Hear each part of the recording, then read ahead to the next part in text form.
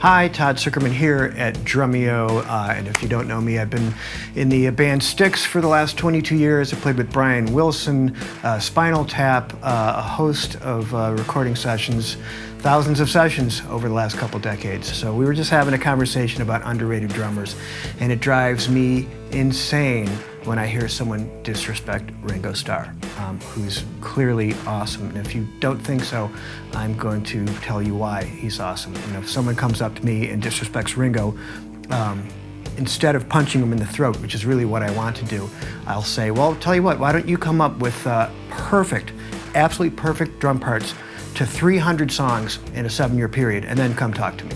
Because chances are you're not going to be able to do that.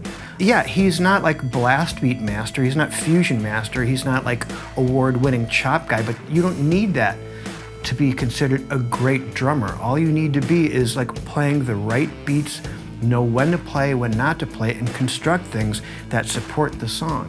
You know, if we had like, you know, a fusionaire guy playing on the Beatles songs, it would have wrecked the music. They wouldn't have been what they are. So it has nothing to do with the amount of notes or the rapidness and the speed of the notes. The music just works. You can't argue with it. Grooves like In My Life, out of all the linear drumming things that exist in the world, that there are places I remember is the most successful linear drum part of all time. 3, 4, doom, ga doom, ch ga doom doom, ga doom, ch ga doom doom, ga doom. It just works with the song. Listen to She Said, off the Revolver record. She said,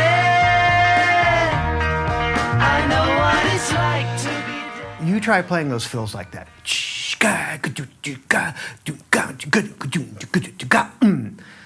Yeah, it's not brain-melting difficult, but it's the feel, it's the intent, it's the vibe that was happening, how it works with the music.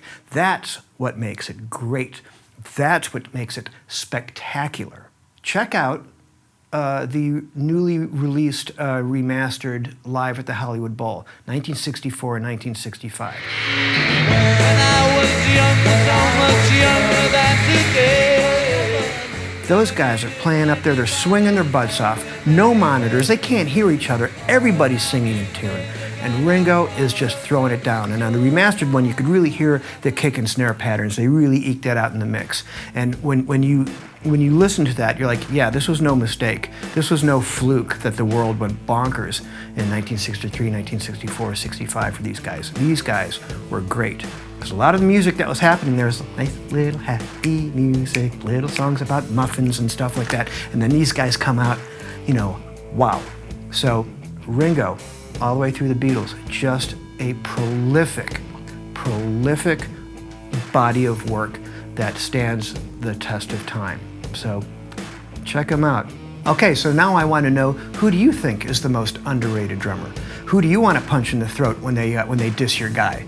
Leave a comment below. I look forward to checking it out.